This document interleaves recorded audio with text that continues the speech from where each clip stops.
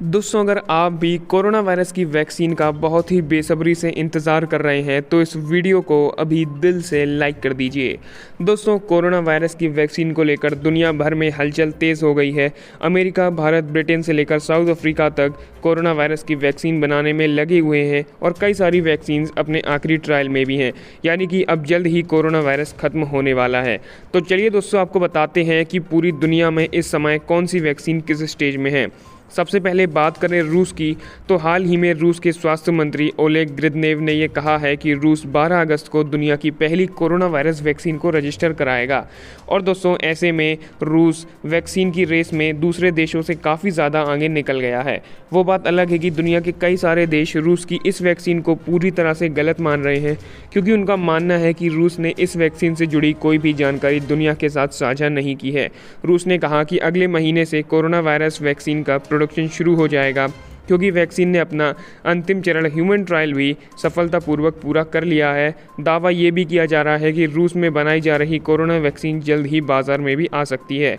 ऐसे में दोस्तों, अगर रूस की ये वैक्सीन कोरोना ख़त्म करने में कारगर साबित होती है तो ये भारत के लिए काफ़ी अच्छी बात है, क्योंकि भारत को भी ये वैक्सीन आसानी से उपलब्ध होगी। क्योंकि जैसा कि हम सभी को पता है कि रूस और भारत के बीच के रिश्ते काफ़ी अच्छे हैं। ऐसे में भारत को वैक्सीन लेने में ज़्यादा मुश्किल नहीं होगी।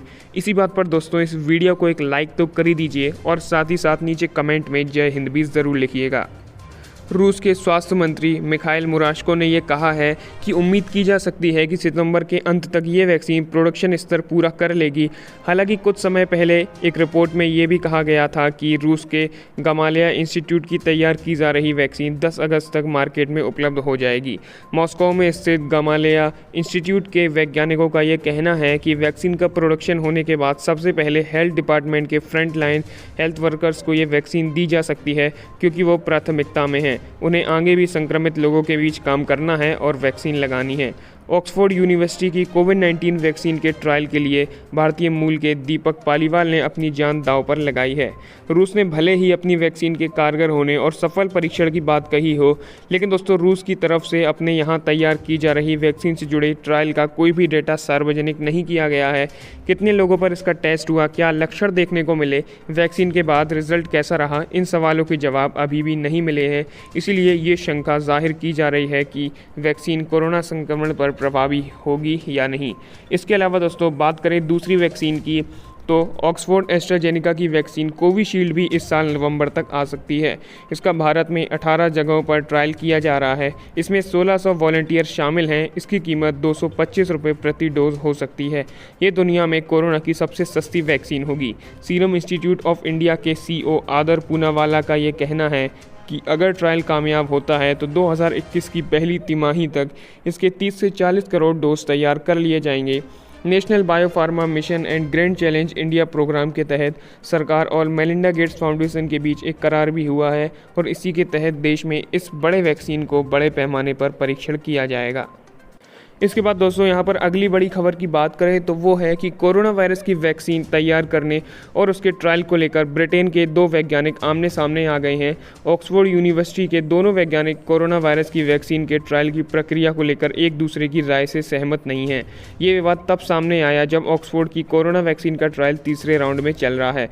प्रोफेसर एड्रियन हिल और सारा गिलबर्ट के बीच इस बात को लेकर विवाद है कि क्या ट्रायल के लिए लोगों को जानबूझकर कोरोना से संक्रमित किया जाए या नहीं। प्रोफेसर एड्रियन हिल चाहते हैं कि स्वस्थ वॉलंटियर्स को वैक्सीन देने के बाद वायरस से संक्रमित किया जाए। उधर अमेरिकी दवा निर्माता कंपनी फाइजर और जर्मन बायोटेक कंपनी बायोएनटेक की वैक्सीन इस साल के अंत तक बाजार में आ जाएगी। कंपनी के वैक्सीन के एक डोज की कीमत 225 रुपये से 300 रुपये के बीच हो सकती है। इस वैक्सीन का भी ट्रायल दूसरे और तीसरे चरण में है और हाल ही में डोनाल्ड ट्रंप ने इस वैक्सीन के लिए फाइजर के साथ $2 बिलियन का करार किया है। अब तक ट्रायल में सामने आए नतीजों के मुताबिक वॉलंटियर्स में इसका इम्यून रिस्पॉन्स अच्छा मिला है। जिन वॉलंटियर्स को ये वैक्सीन दी गई है उनमें कोरोना को न्यूट्रल करने वाली एंटीबॉडीज़ विकसित हुई हैं। ऐसे में दोस्तों, अब दुनिया भर से वैक्सीन की अच्छी खबरें सामने आने लगी हैं। इसीलिए ये कहा जा सकता है कि अब ज़्यादा दिन तक कोरोना नहीं टिकने वाला है और जल्द से जल्द ये दुनिया से चला जाएगा। लेटेस्ट खबर की बात करें तो अमेरिका की एक वैक्सीन बनाने वाली कंपनी नोवावैक्स ने भी कुछ ऐसा ही दावा किया है। कंपनी का ये कहना है कि उसकी वैक्सीन कोरोना वायरस से बचाने में कारगर है और साथ ही साथ ये शरीर में रोग प्रतिरोधक क्षमता यानी कि इम्यूनिटी को भी बढ़ा रही है। नोवावैक्स कंपनी की इस कोरोना वैक्सीन का नाम NVX-CoV2373 है।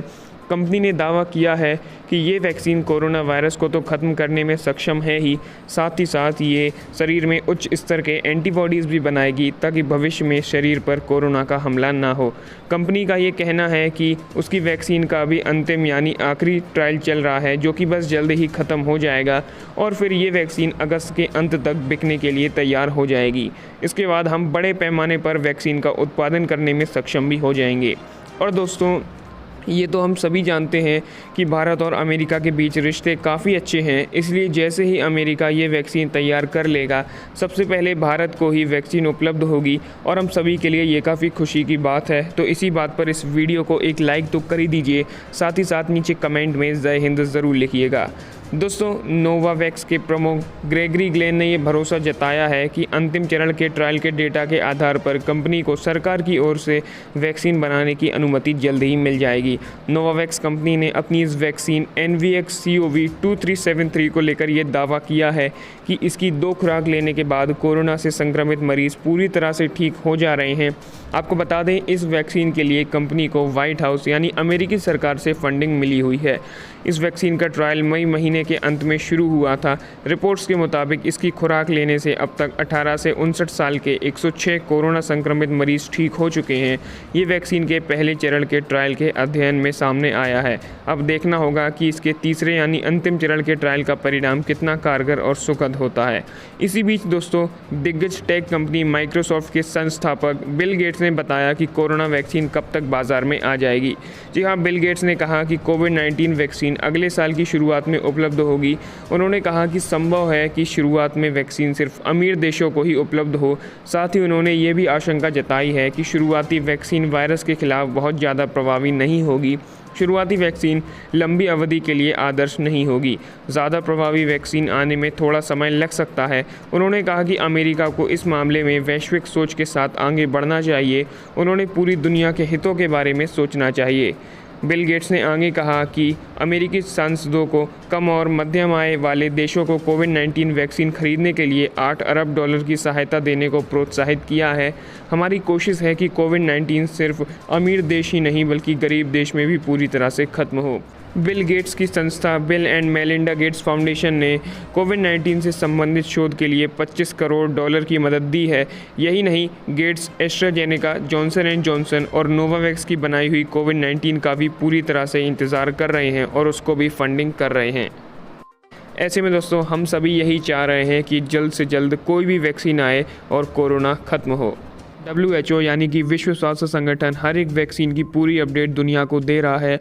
WHO के प्रवक्ता क्रिश्चियन लिडमियर ने यह भी कहा है कि कई बार ऐसा होता है कि कुछ शोधकर्ता दावा करते हैं कि उन्होंने कोई महत्वपूर्ण खोज कर ली है, जो वाकई में एक अच्छी खबर भी होती है। लेकिन कोई खोज करने या वैक्सीन के असरदार होने के संकेत मिलने और क्लिनिकल ट्रायल के सभी चरणों से गुजरने में ज़मीन आसमान का फ़र्क होता है। हमें आधिकारिक तौर पर अभी तक ऐसी कोई जानकारी नहीं मिली है, और अगर आधिकारिक तौर पर कुछ ऐसा होता तो यूरोप के हमारे ऑफिस के सहयोगी इस मामले पर ध्यान ज़रूर देते।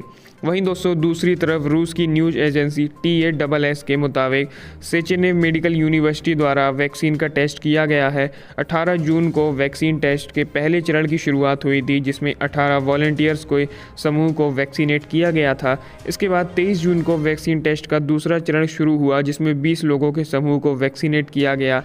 और इस स्पुतनिक की एक रिपोर्ट में ये कहा गया है कि गामालेई इंस्टीट्यूट ऑफ एपिडेमियोलॉजी और माइक्रोबायोलॉजी द्वारा वैक्सीन का उत्पादन किया गया है और इसकी सुरक्षा की पुष्टि की गई है। हालांकि रिसर्च के ढांचे और टाइम फ्रेम को देखने के बाद विशेषज्ञ इसे वैक्सीन का पहला चरण ही मान रहे हैं। हम आपको विस्तार से अब दोस्तों बताते हैं कि आखिर किस रणनीति के तहत रूस ने इतनी जल्दी कोरोना वैक्सीन का निर्माण कर लिया। तो दरअसल दुनिया की पहली कोरोना वैक्सीन मॉस्को के गामालेई इंस्टीट्यूट ऑफ एपिडेमियोलॉजी और माइक्रोबायोलॉजी में तैयार की गई है। रूस ने वैक्सीन बनाने का काम बेहद ही गुप्त तरीके से किया।